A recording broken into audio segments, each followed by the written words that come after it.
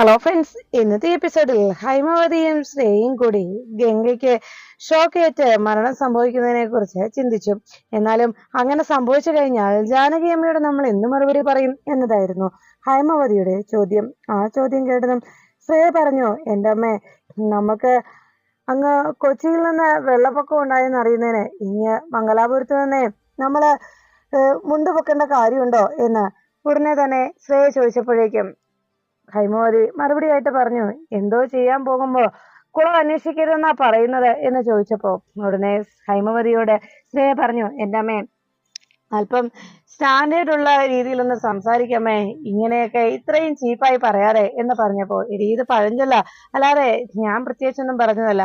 അല്ല, അതൊക്കെ പോട്ടെ, ഞാൻ ചോദിച്ചതിന് നീ മറുപടി പറഞ്ഞില്ലല്ലോ. ഗംഗയ്ക്ക് അങ്ങനെ മരണം സംഭവിച്ചാൽ നമ്മൾ എന്ത് മറുപടി നൽകും? പോസ്റ്റ്മോർട്ടം നടത്തി കഴിഞ്ഞാൽ തീർച്ചയായിട്ടും അത് ഷോക്കേറ്റ് മരണമാണെന്നറിയില്ലേ എന്ന് ചോദിച്ചപ്പോ ഉടനെ ശ്രേയ പറഞ്ഞു, അതെ അമ്മേ, ഇക്കാര്യത്തിൽ ഷോക്കേറ്റ് അവൾ മരിച്ചു വീണു കഴിഞ്ഞാൽ ഉടനെ അവളെ പോസ്റ്റ്മോർട്ടത്തിന് മാറ്റും. ആ സമയത്ത് ഇത് ഷോക്കേറ്റുണ്ടായ മരണമാണെന്ന് തീർച്ചപ്പെടുത്തുകയും ചെയ്തു. ഉടനെ ഹൈമവതി പറഞ്ഞു, അത് തന്നെയാ ഞാൻ ചോദിച്ചത്. അപ്പോ എന്ത് പറയും ജാനകി അമ്മയോട്, എന്ത് മറുപടി നമ്മൾ നൽകും എന്ന് ചോദിച്ചപ്പോ ശ്രേയ പറഞ്ഞു, അമ്മേ, അതിനുള്ള മറുപടി വേറൊന്നുമല്ല, നമ്മൾ ഈ ഫ്രിഡ്ജിന്റെ അടുത്ത് നിന്നും ഈ പൈപ്പിന്റെ അടുത്ത് നിന്ന് അവൾ ഷോക്ക് അടിച്ച് നേരെ തെറിച്ചു വീഴുന്നത് ഈ ഒരു സ്പോട്ടിലാണ്. അപ്പോൾ തന്നെ ഈ ഫ്രിഡ്ജിൽ നിന്നുള്ള ഡിസ്റ്റൻസും ഏകദേശം അത് തന്നെയാണ്. അപ്പോ ഇവക്ക് ഫ്രിഡ്ജിൽ നിന്ന് ഷോക്ക് അടിച്ചതാണെന്ന് നമുക്ക് പറയാമല്ലോ എന്ന് പറഞ്ഞതും ഹൈമവതി പറഞ്ഞു, കൊള്ളാം കൊള്ളാം, ഇത് നല്ല ബുദ്ധി തന്നെ എന്ന് പറഞ്ഞ ഹൈമവതി ശ്രേയയെ പ്രശംസിക്കുന്നു. അതിനുശേഷം ശ്രേയ ഹൈമവതിയോട് സംസാരിക്കുന്നതിനിടയിൽ ഇനി ഈ ഒരു പദ്ധതി ആ ഗൗരി വന്ന് പൊളിച്ചെടുക്കിയാലോ എന്ന് സംശയത്തോടെ ഹൈമവതി അന്വേഷിച്ചു. ഉടനെ ശ്രേയ പറഞ്ഞു, ഒരു കാരണവശാലും ഗൗരിക്ക് ഇന്നത്തെ ദിവസം ആരെയും രക്ഷിക്കാനാവില്ല, ഗംഗയെന്നല്ല ആരെയും തന്നെ എന്ന് പറഞ്ഞപ്പോ ഹൈമവതി ചോദിച്ചു, അതെന്താ മോളെ അങ്ങനെ എന്ന് ചോദിച്ചപ്പോ ഉടനെ ശ്രേയ പറഞ്ഞു, അമ്മേ, ഗുരുവമ്മയുടെ ശിഷ്യ എന്നോടൊരു കാര്യം പറഞ്ഞിരുന്നു. ഗംഗ മരിച്ച ദിവസം ആ നക്ഷത്രനാള് വന്നാൽ അന്നേ ദിവസം അവൾക്ക് ശക്തി ഇല്ലാതാകും. അതുകൊണ്ട് തന്നെ ഓരോ മാസവും ആ നക്ഷത്രനാൾ വരുന്ന ദിവസം അവൾക്ക് ശക്തി ഇല്ലാത്ത ദിവസമായിരിക്കും എന്ന് ഗുരുവമ്മയുടെ ശിഷ്യ എന്നോട് പറഞ്ഞിരുന്നു.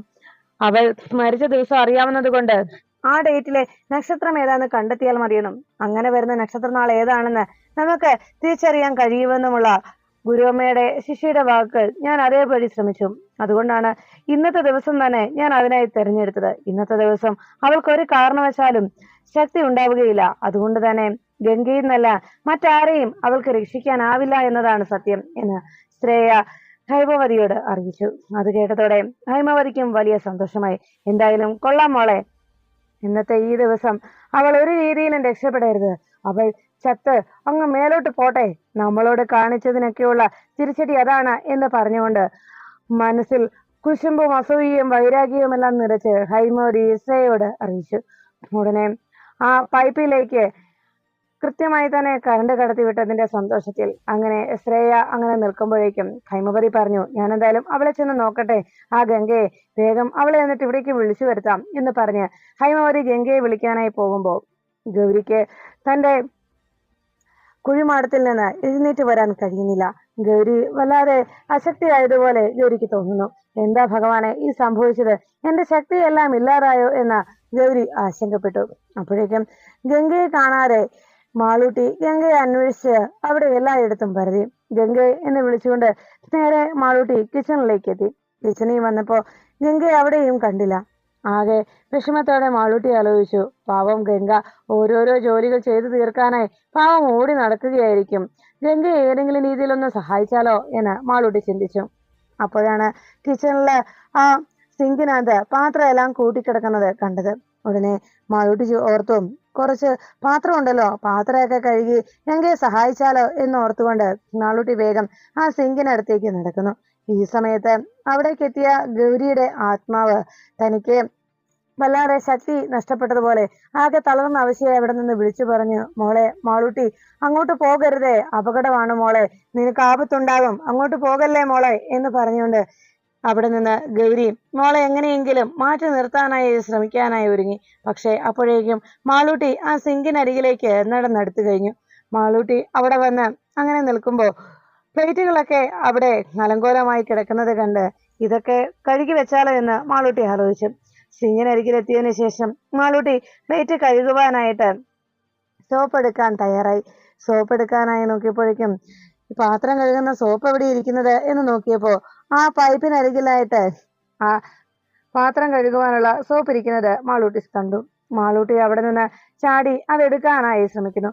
സിങ്ങിന്റെ അടുത്തേക്ക് ആ പൈപ്പിനടുത്തേക്കും തന്നെക്കാൾ ഏറെ നീളമുള്ളത് കൊണ്ടും തന്റെ കൈ എത്തിപ്പിടിക്കാനാകാത്തത് കൊണ്ടും മാളൂട്ടി അവിടെ നിന്ന് ചാടി ആ സോപ്പ് എടുക്കാനായി ശ്രമിക്കണം. ഈ സമയത്ത് ഗൗരി ഇതെല്ലാം കണ്ട് അവിടെ വിഷമത്തോടെ അവിടെ നിന്ന് ഗംഗേ ഗംഗേ, മാളൂട്ടിയെ രക്ഷിക്കു ഗംഗേ എന്ന് ഉറക്കെ വിളിച്ചുകൊണ്ടിരിക്കണം. പക്ഷെ ഗൗരിയുടെ ആത്മാവിന് അന്നേ ദിവസം ശക്തിയില്ലാത്തത് കൊണ്ട് ഗൗരി വീണ്ടും താഴ്ന്ന അവശയായി തന്റെ കുഴിമാടത്തിലേക്ക് അസ്ഥിത്തറയിലേക്ക് ചെന്ന് വീഴുന്നു. ഈ സമയത്ത് മാളൂട്ടി വീണ്ടും വീണ്ടും ആ സോപ്പ് എടുക്കുവാനും പൈപ്പിൽ തൊടാനുമായിട്ടുള്ള ശ്രമങ്ങൾ തുടർന്നുകൊണ്ടിരുന്നു. അവസാനം ആ പൈപ്പിനരികിലേക്ക് കൈ എത്തിപ്പിടിച്ച് ആ പൈപ്പിൽ തൊടാൻ വല്ലാതെ പരിശ്രമിച്ചുകൊണ്ട് അങ്ങനെ കൈ നീട്ടുമ്പോൾ ഓടി വന്ന് മാളൂട്ടിയുടെ കയ്യിൽ കടന്നു പിടിച്ചു. ആരാന്ന് തിരിഞ്ഞു നോക്കിയത് ഗംഗയെ കണ്ടതോടെ പുഞ്ചിരിയോടെ ഗംഗയെ മാളൂട്ടി നോക്കി. മാളൂട്ടിയെ നോക്കി പുഞ്ചിരിച്ചുകൊണ്ട് ഗംഗ ചോദിച്ചു, മാളൂട്ടി എന്താ ചെയ്യുന്നത്? ഉടനെ മാളൂട്ടി പറഞ്ഞു, ഞാൻ ഗംഗയെ സഹായിക്കാൻ വന്നതാ. അത് കേട്ടപ്പോഴേക്കും മാളൂട്ടിയോട് ഗംഗ പറഞ്ഞു, മോളിപ്പോ സഹായിക്കൊന്നും വേണ്ട. എന്നെ സഹായിക്കാനായിട്ട് ഇതുപോലെ മാളൂട്ടി ഗംഗയെ പോലെ വലിയ പെൺകൊച്ചായി കഴിയുമ്പോ വലിയ പെൺകുട്ടിയായി കഴിയുമ്പോ സഹായിക്കാൻ വന്നാൽ മതി കേട്ടോ, ഇപ്പൊ പോയി കളിച്ചോ കേട്ടോ എന്ന് പറഞ്ഞതും മാളൂട്ടി ചോദിച്ചു, എന്നാ ഞാൻ പോയി കളിച്ചോട്ടെ എന്ന് ചോദിച്ചതും പൊയ്ക്കോ എന്ന് പറഞ്ഞ് മാളൂട്ടിയെ ഗംഗ അവിടെ നിന്ന് പറഞ്ഞയച്ചു. മാളൂട്ടി സന്തോഷത്തോടെ അവിടെ നിന്ന് കളിക്കുവാനായി ഓടി പുറത്തേക്ക് പോയി. മാളൂട്ടി കിച്ചണിൽ നിന്ന് പുറത്തേക്ക് ഓടി പോകുന്ന കാഴ്ച അപ്പുറത്ത് മാറി നിന്നിരുന്ന ശ്രേയയും ഹൈമവതിയും കാണാനിടയാകുന്നു. അവർ രണ്ടുപേരും അല്ല, ഈ പെൺകൊച്ചെപ്പോഴും ഇതിനകത്ത് കയറിയത് എന്ന് കിച്ചണിൽ നിന്ന് ഇറങ്ങിപ്പോയ മാളൂട്ടിയെ നോക്കി സംശയത്തോടെ ഹൈമവതി ചോദിക്കുമ്പോൾ ശ്രേയ പറഞ്ഞു, എനിക്കറിയില്ല. അങ്ങനെ സംശയത്തോടെ ശ്രേയ നിന്നും. ഈ സമയത്ത് മാളൂട്ടിയെ പറഞ്ഞയച്ചതിന് ശേഷം തന്റെ കയ്യിലിരുന്ന ആ മൊബൈൽ ഫോൺ നേരെ ആ കിച്ചണിലെ കബോർഡിന് മുകളിലേക്ക് വെച്ച് ശ്രേയ പാത്രം കഴുകുന്നതിന് വേണ്ടി ആ പ്ലേറ്റുകളെല്ലാം തന്നെ സിങ്കിലേക്ക് എടുത്തു വെച്ചു. കഴുകാനുള്ള എല്ലാ പ്ലേറ്റുകളും സിങ്കിലേക്ക് എടുത്തിട്ട് അത് കഴുകുവാനായിട്ട് അതിലെ വേസ്റ്റ് ഒക്കെ കളഞ്ഞ് കഴുകാൻ തുടങ്ങുന്ന സമയത്ത് ആ പൈപ്പ് ഓൺ ചെയ്യാനായിട്ട് ഗംഗ പൈപ്പിന്റെ അരികിലേക്ക് ആ ലെവറിനരികിലേക്ക് ചെന്നതോ പെട്ടെന്ന് ഗംഗയ്ക്ക് എന്തോ ഒന്ന് ഓർമ്മ വന്നതുപോലെ പിന്നിൽ നിന്ന് ആരോ എന്തോ പറഞ്ഞതുപോലെ പിന്തിരിഞ്ഞ് ഗംഗ നോക്കിയിട്ട് നേരെ ആ ഫ്രിഡ്ജിനരികിലേക്ക് ചെന്നു. ഫ്രിഡ്ജ് തുറന്ന് അതിനകത്തിരുന്ന പച്ചക്കറിയെല്ലാം ഗംഗ കയ്യിലെടുത്തു. അതിനുശേഷം പച്ചക്കറി അരിയുവാനായി നേരെ ആ കട്ടിംഗ് ടേബിളിനരികിലേക്ക് എത്തി ഗംഗ പച്ചക്കറിയെല്ലാം അരിഞ്ഞെടുക്കുന്നു. ഈ സമയത്ത് ഗംഗയെ പച്ചക്കറിയൊക്കെ ചെയ്തു അരിയുന്ന നേരം കണ്ട് ശ്രേയയും ഹൈമവതി ആലോചിച്ചു, അല്ല ആ മാളു അവിടെ കിച്ചണിൽ ചെന്ന് കയറി വല്ല ഷോക്ക് അടിച്ചിരുന്നെങ്കിലോ, ആ പെൺകുച്ച് എന്തെങ്കിലും സംഭവിച്ചാലോ എന്ന് ചോദിച്ചതും അവക്ക് ഷോക്ക് അടിച്ചില്ലേ എന്ന് ചോദിച്ചപ്പോ ഉടനെ ശ്രേയോ ഹൈമവതിയോട് പറഞ്ഞു, എന്റെ അമ്മേ, ആ പെൺകുച്ചിന് ഷോക്ക് അടിച്ചിരുന്നെങ്കിൽ അവൾ ഇതുപോലെ തുള്ളിച്ചാടി ഇതിലെ പോകുവോ എന്ന് ചോദിച്ചപ്പോ ശരിയാ, ഒരു കണക്കിന് രണ്ടും ആ ഷോക്ക് അടിച്ച് അങ്ങ് ചത്താ മതിയായിരുന്നു. ആ മാളുവും ഗംഗയും ഒരു വെടിക്ക് രണ്ട് പക്ഷിയെന്നായനെ എന്ന് പറഞ്ഞപ്പോ ശ്രേയ ഹൈമവതിയോട് പറഞ്ഞു, എന്റെ അമ്മ എന്തും മണ്ടത്തരായി പറയുന്നത്. മാളു മരിച്ചു കഴിഞ്ഞാൽ എന്റെയും മഹിയേട്ടനെയും വിവാഹം നടക്കോ? എന്റെയും മഹിയേട്ടനെയും വിവാഹം നടന്നതിന് ശേഷം ആ പെങ്കൊച്ചിന് എന്ത് സംഭവിച്ചാലും കുഴപ്പമില്ലല്ലോ എന്ന് ശ്രേയ ഹൈമവതിയോട് പറഞ്ഞു. അത് ശരിയാ, ഞാനത് ഓർത്തില്ല എന്ന് പറഞ്ഞതും ശ്രേയ പറഞ്ഞു, എന്റെ അമ്മേ, നമുക്ക് ലൈവായിട്ട് ആ ഗംഗ ഷോക്ക് അടിച്ച് മരിക്കുന്നത് കാണാം, വാ നമുക്ക് പോയി നോക്കിയാലോ എന്ന് പറഞ്ഞ് അമ്മയും മകളും ആ രണ്ടുപേരും കൂടി നേരെ ഗംഗയ്ക്ക് കെണിയൊരുക്കി വെച്ചിരിക്കുന്ന ആ കാഴ്ച കാണാനും ഗംഗ അതിനിരയാകുന്നത് കാണുവാനുമായിട്ട് കിച്ചണിന്റെ വാതുക്കൽ വന്ന് ഒളിഞ്ഞു നോക്കുന്നു. അപ്പോഴാണ് ഗംഗ കിച്ചണിൽ നിന്നുകൊണ്ട് ജോലികൾ തുടർന്നുകൊണ്ടിരിക്കുന്നതും പച്ചക്കറിയെല്ലാം കട്ട് ചെയ്തതിനു ശേഷം പ്ലേറ്റ് കഴുകുവാനായിട്ട് ഓരോരോ പ്ലേറ്റുകൾ എടുത്ത് അതിലെ വേസ്റ്റ് എല്ലാം മാറ്റി നേരെ കഴുകുവാൻ ആ സിങ്കിലേക്ക് പ്ലേറ്റ് എല്ലാം എടുത്തിട്ടു. അതിനുശേഷം അത് വാഷ് ചെയ്യാനായിട്ട് നേരെ ആ പൈപ്പിനരികിലേക്ക് ചെന്ന് അതിന്റെ ലിവറിലേക്ക് കൈ തൊടാനായി ഒരുങ്ങുമ്പോഴാണ് അപ്പോഴേക്കും പെട്ടെന്ന് അപ്പുറത്ത് തന്റെ മൊബൈൽ ഫോൺ റിങ് ചെയ്യുന്നത് ഗംഗ കേൾക്കാനിടയായി. ഉടനെ തന്നെ ഗംഗ കബോർഡിന് മുകളിലിരുന്ന ആ മൊബൈൽ ഫോൺ എടുക്കാനായി അവിടേക്ക് പോയതും ഹൈമവതിയും ശ്രേയയും മൊബൈൽ ഫോൺ റിങ് ചെയ്യുന്നത് കേട്ടതോടെ അവരെ കാണാതിരിക്കാനായി വാതുക്കളിൽ നിന്ന് വീണ്ടും വേഗം പിന്നിലേക്ക് ഒഴിഞ്ഞു മാറുന്നു.